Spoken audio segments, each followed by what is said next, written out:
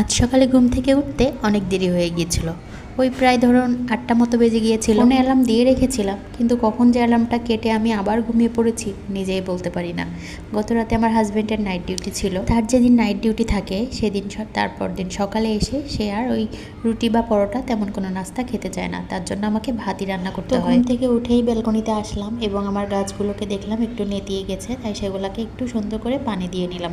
আমাদের যেমন খাবারের প্রয়োজন আছে তাদেরও তো আছে। হ্যালো ভিউয়ার্স, আসসালামু আলাইকুম, কেমন আছেন সবাই? মিতাস ডায়েরির নতুন আরও একটি ব্লগে আপনাদের সবাইকে স্বাগত জানাই। আমি মিতা আছি আপনাদের সাথে। সকালে উঠেই মাছটাকে ভিজাতে দিয়ে দিয়েছিলাম এবং সবজিগুলো আমি কাল রাতেই কেটে ফ্রিজে রেখে দিয়েছিলাম।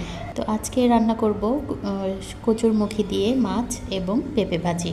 তো এদিকে আমি মাছটাকে ভাজতে দিয়ে ব্লেন্ডারের মশলাগুলোকে আগে পেস্ট করে নিলাম এবং অফ ক্যামেরাতে আমি আমার মরিচ মশলাগুলোকে কড়াইতে দিয়ে ভালো করে কষিয়ে নিয়েছিলাম।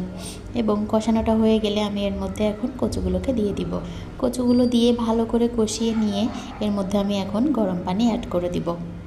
কচু রান্নার ক্ষেত্রে আমি সবসময় গরম পানিটাই ব্যবহার করি, কারণ গরম পানিটা দিলে কচুটা ভালো মতো সিদ্ধ হয় এবং সিদ্ধ হতে বেশিটা পানিটা দেওয়ার পর একটু ভালো মতো ফুটে আসলে এখানে আমি ভেজে রাখা মাছগুলোকে দিয়ে দিব। মাছগুলো আমি অফ ক্যামেরাতে আগে ভেজে রেখেছিলাম। আমি সবসময় চেষ্টা করি মাছ একটু ভেজেই রান্না করতে, কেমন জানি কাঁচা মাছ আমার রান্না করলে খেতে ইচ্ছা করে না।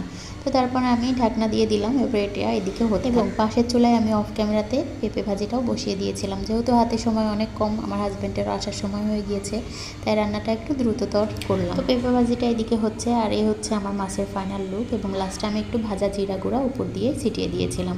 এটাতে কিন্তু মাছের স্মেলটা অনেক ছিল। আমার আজকের ভিডিও যদি আপনাদের ভালো লেগে থাকে তাহলে অবশ্যই আমার পেজটিতে একটি ফলো দিয়ে দিবেন এবং যারা ইউটিউব থেকে দেখছেন একটি সাবস্ক্রাইব করে দিবেন। ধন্যবাদ।